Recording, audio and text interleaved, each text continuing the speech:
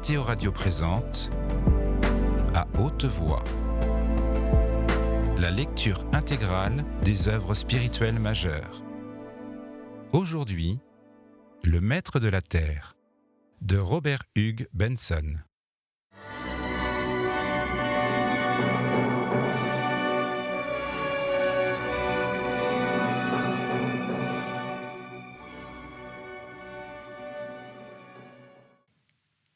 Les chevaux sont prêts, votre sainteté, lui dit le prêtre.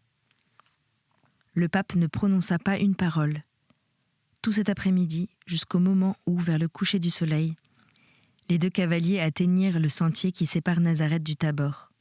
Ils avaient fait leur tour habituel par Cana, gravissant une hauteur d'où l'on pouvait voir tout le long miroir du lac de Génézareth, puis se dirigeant toujours vers la droite, sous l'ombre du Tabor, jusqu'à ce que, une fois de plus, Esdraélon se déploya à leurs pieds comme un tapis d'un gris vert, un grand cercle de 6 lieues de diamètre, pauvrement décoré de petits groupes de cabanes, avec Naïm apparaissant d'un côté, le Carmel dressant sa longue forme, à droite très loin, et Nazareth, niché à 1,5 km de distance, sur le plateau que les deux hommes venaient de traverser.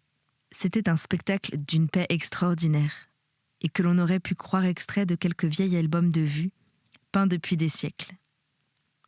Ici, nulle trace d'une ardente pression humaine, nul témoignage de cet effort continu et stérile qu'on appelait la civilisation.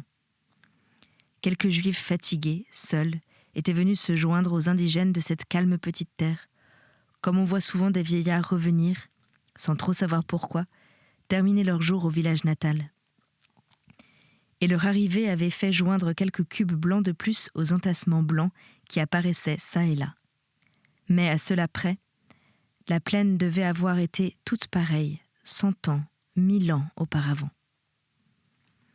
Elle était à demi ombragée par le Carmel et à demi baignée d'une lumière dorée et poussiéreuse.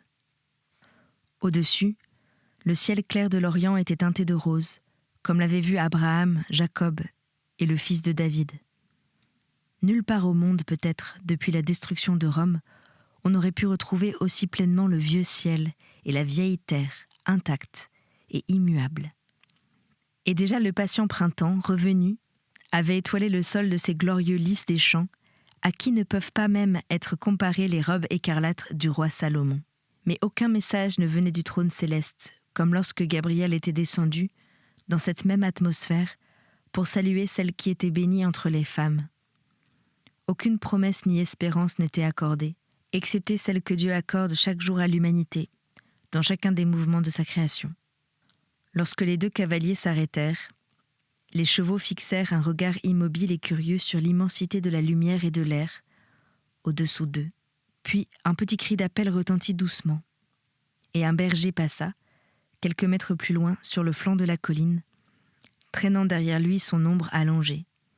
Et, tout de suite après lui, avec un tintement joyeux de clochettes, son troupeau se montra, une vingtaine de moutons obéissants et de chèvres capricieuses, tout cela broutant, et suivant, et broutant, et chaque bête appelée par son nom, dans la triste voix en ton mineur de celui qui les connaissait toutes et les conduisait.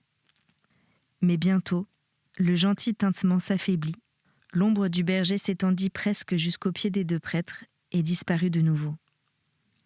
Et la voix même qui appelait se fit plus lointaine, puis s'éteignit tout à fait. Pendant un instant, le pape souleva sa main jusqu'à ses yeux et la promena sur son visage un peu moite. Ses regards tombèrent sur une tache particulièrement claire de mur blanc, qui, juste en face de lui, brillait dans la buée violette du crépuscule. « Cet endroit, mon père, dit-il, comment l'appelle-t-on » Le prêtre syrien, avec sa vivacité naturelle de mouvement, considéra d'abord le lieu indiqué, puis le visage du pape, et puis de nouveau le lieu. « Le village qui est là-bas, parmi les palmiers, votre sainteté ?»« Oui. Il s'appelle Megiddo, » dit le prêtre. Mais bien des gens dans le pays affirment que son vrai nom est Armageddon. Chapitre 2. À 23h cette nuit-là, le prêtre syrien alla guetter la venue du messager de Tibériade. 2 heures auparavant, il avait entendu le cri de l'aérien russe qui faisait le service entre Damas, Tibériade et Jérusalem. Déjà même, le messager était un peu en retard. La manière dont parvenaient au pape Sylvestre les nouvelles du monde avait en vérité quelque chose de bien primitif et rudimentaire. Mais la Palestine était proprement, comme en dehors de l'univers civilisé, une bande de terre inutile et négligée en conséquence. Chaque nuit, un messager spécial venait, à cheval, de Tibériade à Nazareth, avec tout le courrier expédié au pape par l'entremise du cardinal Corkran, et s'en retournait vers le cardinal avec un autre courrier. C'était là une tâche difficile, et les membres de l'ordre nouveau qui entouraient le cardinal s'en chargeaient alternativement, avec toute espèce de précaution. De cette façon, tous les sujets dont il convenait que le pape s'occupât personnellement, et qui étaient trop longs, ou pas assez urgents, pour motiver une communication télégraphique, pouvaient être traités à loisir, et cependant sans trop de retard. C'était une nuit merveilleuse de clair de lune. Le grand disque doré flottait, juste au-dessus du Tabor, répandant son étrange lumière métallique sur la pente escarpée des collines, ainsi que sur toutes les cabanes qui s'étendaient à leurs pieds. Et le prêtre, appuyé contre la poterne de la porte, les yeux seuls éclairés, parmi tout son visage sombre, ne put s'empêcher, avec une sorte de sensualité orientale, de se baigner dans la clarté de la nuit et d'étendre vers elle ses maigres mains brunes. Ce prêtre était un homme très simple, aussi bien dans sa foi que dans toute sa vie. Il ne connaissait ni les extases ni les désolations dans lesquelles était partagée l'âme de son maître. Pour lui, c'était une joie immense et solennelle de pouvoir vivre là, sur le lieu de l'incarnation de Dieu, de pouvoir y vivre au service du vicaire de Dieu. Et pour ce qui était des mouvements du monde, le prêtre ne les observait que comme un marin sur un navire observe le soulèvement des vagues, très loin, au-dessous de lui.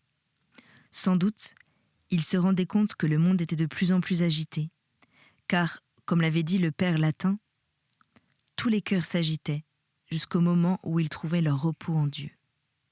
Et quant à la manière dont tout finirait, le bon prêtre ne s'en souciait pas extrêmement. Il songeait que c'était chose très possible que le navire fût englouti, mais que dans ce cas, le moment de la catastrophe serait aussi la fin de toutes les choses terrestres. Car les portes de l'enfer ne sauraient prévaloir contre l'Église du Christ. Quand Rome tomberait, le monde tomberait avec elle. Et quand le monde tomberait, le prêtre savait qu'alors le Christ se manifesterait dans sa puissance.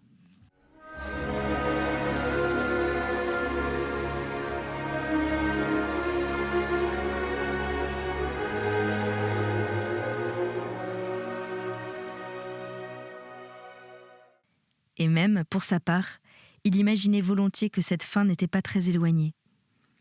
Il avait pensé à elle cet après-midi encore, lorsqu'il avait dit à son maître le vrai nom de Mégido.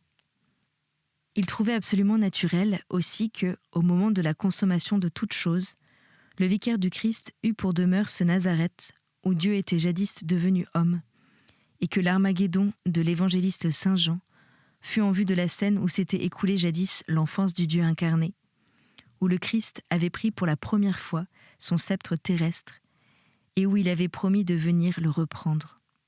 Après cela, ce ne serait point la seule bataille qu'aurait vue Mégido. Israël et Amalek s'étaient rencontrés là, puis Israël et l'Assyrie. Sésotris et Sénachérib y avaient chevauché, et plus tard, le Christ et le Turc s'y étaient battus, comme Michel et Satan, sur l'endroit où avait reposé le corps de Dieu. Enfin, si l'on avait questionné sur la manière dont se produirait exactement cette fin attendue, le prêtre syrien aurait été assez en peine de répondre. Mais il supposait qu'il y aurait une bataille d'une espèce quelconque, et quel champ pouvait mieux convenir au développement d'une bataille que cette énorme plaine circulaire d'Esdraélon, aplatie sur un diamètre de 5 à 6 lieues, et suffisant à contenir toutes les armées de la terre. Ignorant comme il l'était des conditions politiques présentes, il se figurait que le monde était partagé en 2 camps égaux, à peu près, les chrétiens et les païens. Et c'était entre ces 2 armées que, à son avis, un grand choc allait se produire. Mais assurément, le temps n'en pouvait pas être éloigné, car voici que déjà le vicaire du Christ était venu se placer à son poste. Et comme le Christ lui-même l'avait dit dans son évangile de l'Avent, « Ubi cumque fuerit corpus, illic congrebabuntur et aquilae. Des interprétations plus subtiles de la prophétie, il n'en avait aucune notion et n'en voulait avoir aucune. Pour lui, les mots étaient des choses et non de simples étiquettes sur des idées. Ce que le Christ et saint Paul et saint Jean avaient dit, tout cela était comme il l'avait dit. Pour cet homme assis maintenant au clair de lune et écoutant le bruit lointain des sabots du cheval qui amenait le messager, la foi était aussi simple qu'une science exacte. C'était bien ici que Gabriel, sur ses ailes largement déployées, était descendu, venant du trône de Dieu, par-delà les étoiles. Ici que le Saint-Esprit avait soufflé dans un rayon de lumière ineffable, et que le Verbe était devenu chair au moment où Marie avait croisé les bras et incliné la tête sous le décret de l'Éternel. Et c'était ici de nouveau, du moins il le pensait, et déjà il se figurait entendre le fracas de roues arrivant au galop. C'était ici qu'allait avoir lieu le tumulte des armées divines, rassemblées autour du camp des saints. Et déjà il lui semblait que, derrière les barreaux des ténèbres, Gabriel approchait de ses lèvres la trompette de la destinée, et que déjà tous les cercles célestes s'agitaient dans l'attente.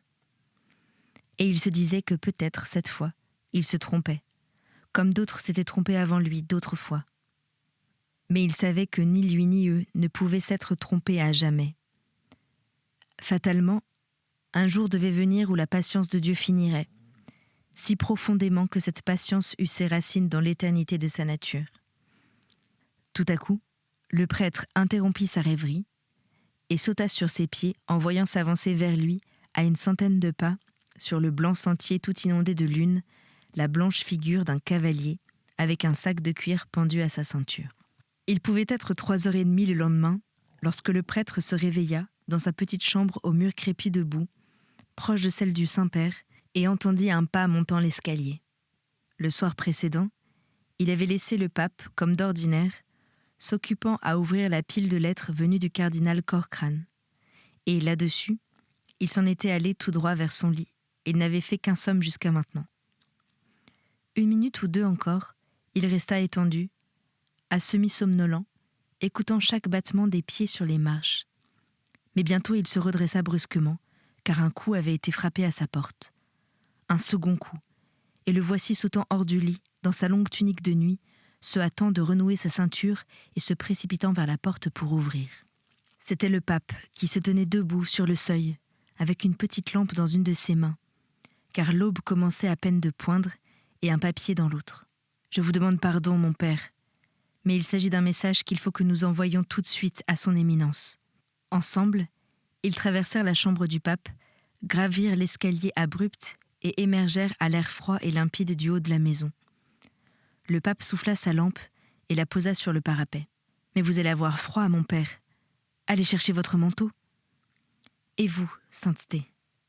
Sylvestre fit un petit signe négatif et se dirigea vers l'abri où était installé l'appareil du télégraphe sans fil. « Allez chercher votre manteau, mon père, » répéta-t-il par-dessus son épaule. « Pendant ce temps, je vais appeler. » Quand le prêtre arriva 3 minutes après, les pieds chaussés de pantoufles et un manteau sur ses épaules, apportant un autre manteau pour son maître, celui-ci était assis à la table de l'appareil. Il ne leva pas même la tête à l'arrivée du prêtre, mais une fois de plus, pressa sur le levier qui, communiquant avec la longue perche dressée au-dessus d'eux, transportait l'énergie vibrante et frémissante à travers les lieux qui séparaient Nazareth de Damas. Ce bon prêtre, maintenant encore, n'avait pas fini de s'accoutumer à cette machine extraordinaire, inventée depuis plus d'1 siècle et amenée depuis lors à un merveilleux degré de perfection. Cette machine qui, à l'aide d'un poteau, d'une pelote de fil et d'une boîte de roues, parlait à travers les espaces du monde à un petit récepteur de métal. L'air était étrangement froid, en comparaison de la chaleur qui avait précédé et qui allait suivre. Et le prêtre frissonnait un peu, debout sur le toit, pendant qu'il considérait tour à tour la figure immobile assise devant lui, et au-dessus de lui, la voûte énorme du ciel qui, en ce moment même, passait d'une lumière décolorée et froide à des nuances tendres de jaune à mesure que l'aube pointait au-delà du Tabor et de Moab. Du village voisin s'élevait le chant d'un coq, aigu et cuivré, comme le son d'une trompette. un chien aboya, et de nouveau se tut. Et puis tout à coup, la sonnerie brève du timbre attaché au rebord du toit rappela le rêveur à la réalité et lui annonça que son travail allait commencer. En effet, le pape, après avoir encore pressé le levier et attendu la réponse d'une seconde sonnerie, se leva et fit signe à son compagnon de prendre sa place. Le Syrien s'assit, non sans avoir d'abord jeté le manteau sur les épaules de son maître, après quoi, il attendit que celui-ci fût installé sur une chaise, placée de telle façon, auprès de la table, que les deux visages se faisaient vis-à-vis. Et ainsi il resta, ses gros doigts bruns posés sur les rangées de touches, les yeux fixés sur le visage du pape. Et il lui sembla que ce beau visage, parmi les plis du capuchon qui l'entourait, était plus pâle que jamais. Dans cette fraîche lumière de l'aube, les sourcils noirs, arqués, accentuaient cette impression de pâleur. Et les lèvres mêmes, fermes et fines, s'apprêtant à parler, avaient une blancheur exsangue que le prêtre ne se souvenait point d'avoir jamais vue. Sylvestre tenait toujours son papier à la main et ses yeux maintenant y étaient fixés. « Assurez-vous bien que c'est le cardinal », dit-il brusquement. Le prêtre frappa une question et, en remuant les lèvres, lut le message qui venait se précipiter nettement imprimé sur la grande feuille de papier blanc. « C'est bien son éminence, sainteté », dit-il doucement. « Elle est seule à l'appareil. » « Eh bien alors, commencez. Nous avons reçu la lettre de votre éminence et pris note des nouvelles qu'elle renfermait. J'aurais dû être prévenu par le télégraphe. Pourquoi ne l'a-t-on pas fait ?» La voix s'arrêta et le prêtre, qui avait frappé le message bien plus rapidement qu'on aurait pu l'écrire, lut tout haut la réponse. « Je ne pensais pas qu'il y eût urgence. Je croyais que ce n'était là qu'un nouvel assaut de nos persécuteurs, pareil aux autres. Du reste, j'avais l'intention de demander des renseignements supplémentaires et de les transmettre aussitôt à Nazareth. »« Il y avait urgence, absolument, » reprit la voix de Sylvestre, de ce ton calme et égal qui servait à la dictée des messages. « Rappelez-vous que toutes les nouvelles de cette sorte sont toujours urgentes. »« Je regrette ma faute, » fut la réponse que lut le prêtre. « Vous me dites, » poursuivit le pape, les yeux toujours fixés sur le papier, « que cette mesure est désormais décidée. Vous ne nommez que 3 autorités. En avez-vous d'autres ?» Il y eut une pause d'1 moment. Puis le prêtre commença à lire des noms. « En plus des 3 cardinaux que j'ai nommés hier, les évêques du Caire, de Calcutta et de Sydney, les évêques des îles Marquises et de Terre-Neuve, les franciscains du Maroc et d'autres encore m'ont demandé quelle serait la conduite à tenir si la nouvelle était vraie. J'ai déjà expédié en Angleterre 2 membres de l'ordre du Christ crucifié. Dites-nous quand et comment la nouvelle vous est arrivée d'abord. J'ai été appelé à l'appareil hier soir vers 18h. L'archevêque de Sydney me demandait si la nouvelle était exacte. À quoi j'ai répondu que je l'ignorais. 10 minutes après, le cardinal Ruspoli m'avait envoyé la nouvelle, bien positive, de Turin, et j'ai reçu un message pareil du père Petrovski à Moscou. Arrêtez. Pourquoi n'est-ce pas le cardinal Dolgoroskov qui vous a communiqué la nouvelle de Moscou ? Il ne l'a communiquée que 3 heures plus tard. Son éminence venait seulement d'apprendre la nouvelle. Informez-vous du moment exact où la nouvelle a été connue à Moscou. Et maintenant, continuez. Quand supposez-vous que la nouvelle ait été rendue publique ? La chose a été décidée en premier lieu dans une conférence secrète de Londres, environ vers 14 heures. Les plénipotentiaires semblent l'avoir signée tout de suite. Après quoi, elle a été communiquée au monde. Ici, on l'a publiée vers minuit. Ainsi, Felsenbourg était à Londres ? Je n'en suis pas encore certain. Le cardinal Malpass me dit que Felsenbourg avait donné son consentement éventuel dès la veille. Bien. Et voilà tout ce que vous savez ? J'ai été rappelé il y a 1 heure par le cardinal Ruspoli. Il me dit qu'il redoute un mouvement de foule à Florence. Il prévoit que ceci va être le commencement des troubles infiniment plus graves que les précédents. Et il demande des instructions. Dites-lui que nous lui envoyons notre bénédiction apostolique et qu'il recevra des instructions dans 2 heures d'ici.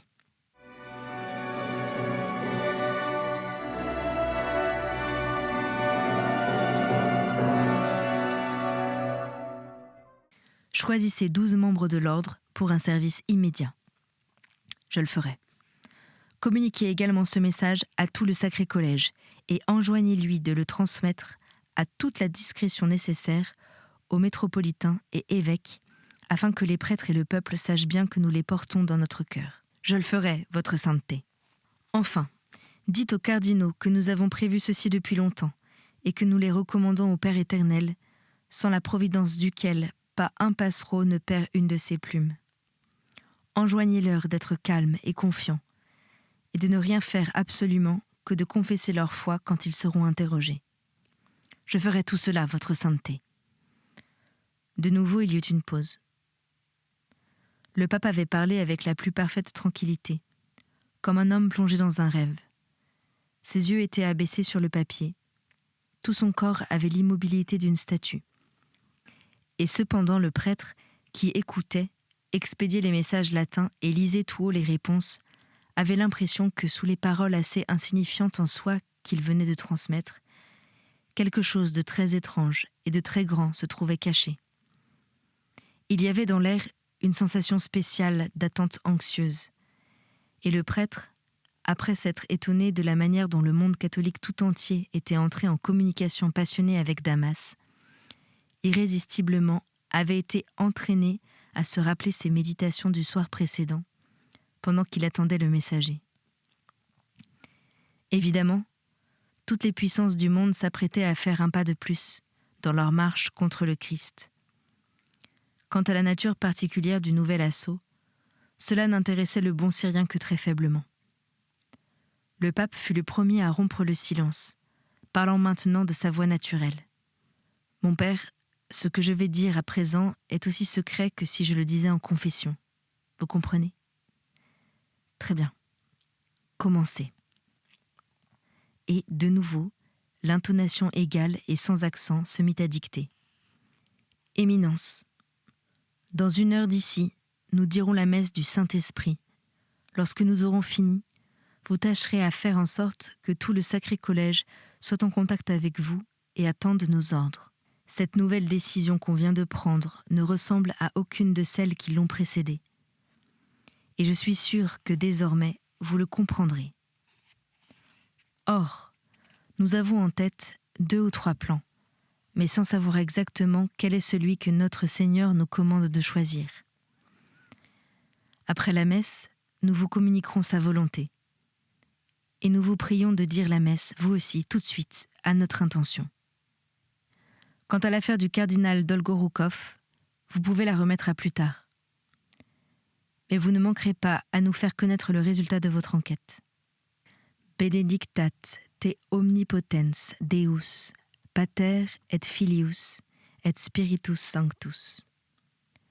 Amen, murmura le prêtre, lisant ce mot sur la feuille blanche. La petite chapelle, dans la maison, était à peine plus luxueuse que les autres chambres.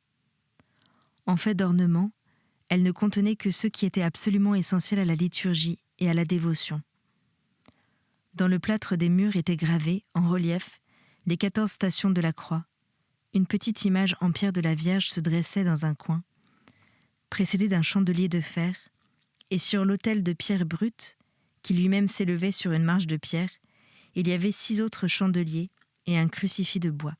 Sous la croix était posé un tabernacle, également de fer, que protégeaient des rideaux de toile rouge. Et une petite plaque de pierre, se projetant du mur, servait de crédence.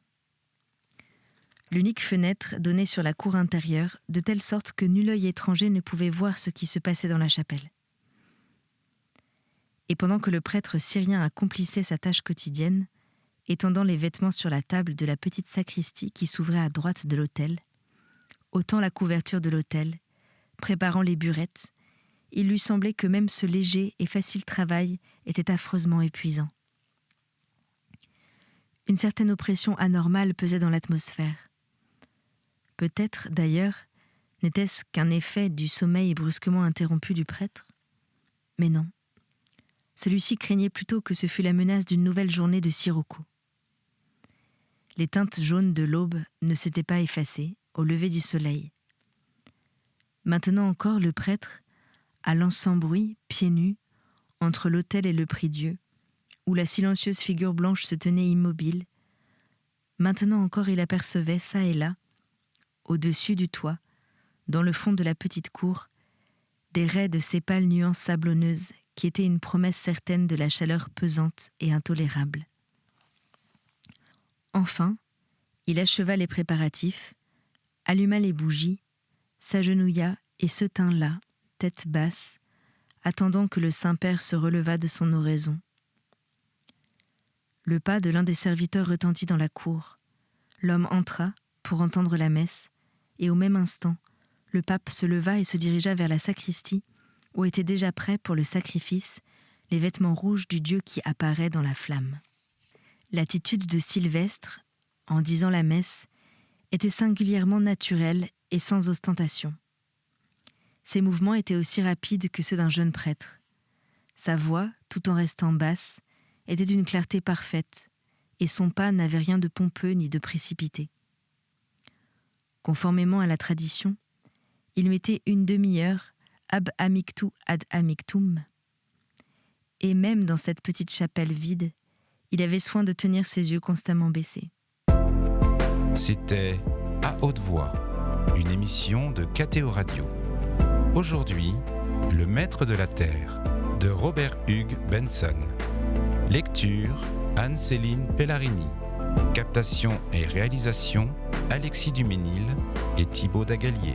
Une émission disponible en podcast sur ktoradio.com et sur l'application KTO Radio.